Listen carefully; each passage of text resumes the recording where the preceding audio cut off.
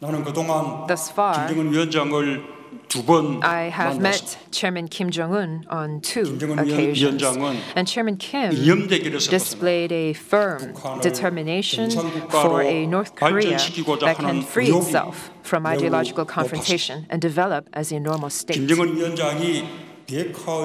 If Chairman Kim keeps his promise on denuclearization, then he will be able to transform his country. The road will surely be narrow and steep, but if the agreements made between the leaders can be implemented with sincerity, we can attain our goal. If North Korea carves out specific implementation measures for denuclearization, and if South Korea and the U.S. respond quickly with corresponding comprehensive measures, the process will move faster. The Korean government will work to establish a peace regime as early as possible so that economic cooperation can begin. The Panmunjom Declaration and the Sentosa Agreement will go down in history as the 2 accords that dismantle the last vestiges of the Cold War from the face of this earth.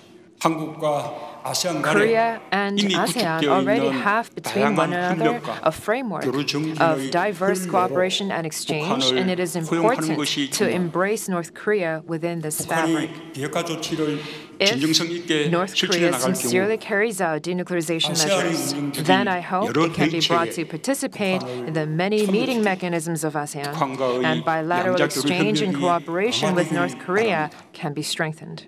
For North Korea to be a responsible member of the international community and fulfill its role, we must provide such opportunities. Before the international society imposed tougher sanctions on North Korea for its nuclear program, ASEAN and North Korea had a mutually beneficial economic relationship. Furthermore, under the Korea-ASEAN FTA, ASEAN afforded the same tariff benefits to goods from the Kaesong industrial complex that it gave to South Korean products, and in this way enabled inter-Korean economic cooperation. Once North Korea carries out complete denuclearization and this leads to lifting of the sanctions, the once vibrant economic cooperation between North Korea and ASEAN will be brought back to life. And this will boost both North Korea and ASEAN's economies.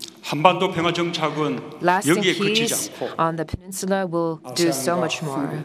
It will bring together the economies of ASEAN, South Korea, North Korea, and Eurasia to forge a new growth engine for all the countries in the region, including ASEAN. 지금 이 북한의 완전한 비핵화 그리고 또 한반도의 항구적인 평화 체제 부분에 대해서는 2차례의 남북 정상회담 그리고 바로 이곳에서 싱가포르에서 열린 북미 정상회담을 통해서 아주 중요한 이렇게 전기를 맞이하고 있다고 생각합니다. Regarding the issue of achieving complete denuclearization and establishing permanent peace regime on the Korean Peninsula, I believe that through the 2 recent inter-Korean summits I had, as well as the US-North Korea summit that was held here in Singapore, we are entering very delicate periods, very important period. 한반도의 그 완전한 비핵화라는 과정이 결코 순탄할 것이라고 보지는 않습니다. I believe there will indeed be bumps and bruises along the way to achieving complete denuclearization of Korean Peninsula. 그러나 과거와는 지금 차원이 다르다고 생각합니다. But I believe that we are in a completely different position regarding what happened in the past. 과거에는 북미 간에 실물급인 대화 북한의 핵에 대해서 북미 간에 실무급의 대화를 하다가 실패하기도 하고 또 대화로 합의를 했다가도 합의를 이행하는 과정에서 또 어그러진 일도 여러 번 있었습니다. 그래서 과연 북한의 비핵화 약속이 진정성이 있는 것이냐, 이번에는 성공할 수 있는 것이냐라는 의구심들이 국제사회에 많이 있는 것이 사실입니다. In the past, we have seen many failures whereby the working level negotiations between the United States and North Korea were scuppered in the course of the dialogue, and even after agreeing to having some agreements during the implementation process, these agreements were scuppered many times as well. So I can understand that within the international community there is plenty of skepticism regarding North Korea's true intention, whether they are really willing to denuclearize and whether such efforts will succeed. 예, 그러나 이번에 전혀 다른 방법으로 접근하고 있는 것은 북미 양 정상이 직접 만나 합의한 것입니다. 북미 간에 70년간의 적대 관계가 계속되다가 북미 양 정상이 처음으로 만난 것입니다.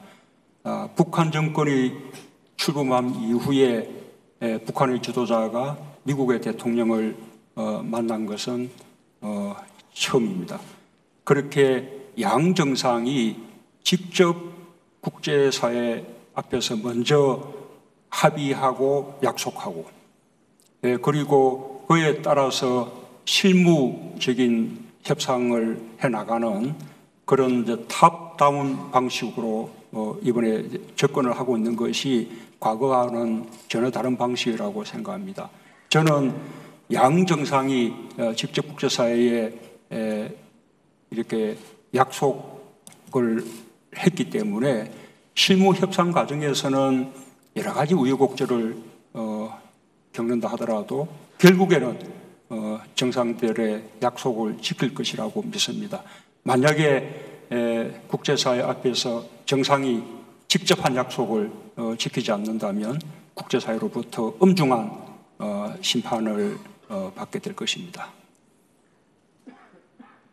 However, this time I believe it's completely different because the two leaders themselves met directly and reached an agreement. As you all know, there had been 70 years of history of hostile relations between the United States and North Korea, and in the course of doing so, the two leaders for the first time met this year, and it was also the first time since the establishment of the North Korean regime that its leader had met the President of the United States.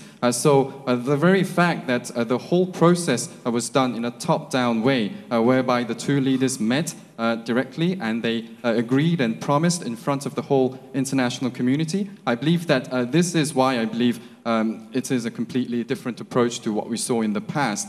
And because the two leaders made a direct promise to the international community, I believe that even if there are some bumps and bruises along the working level negotiations, these agreements will be adhered to in the end. And if these agreements are scuppered in the way, then there will be repercussions from the international community.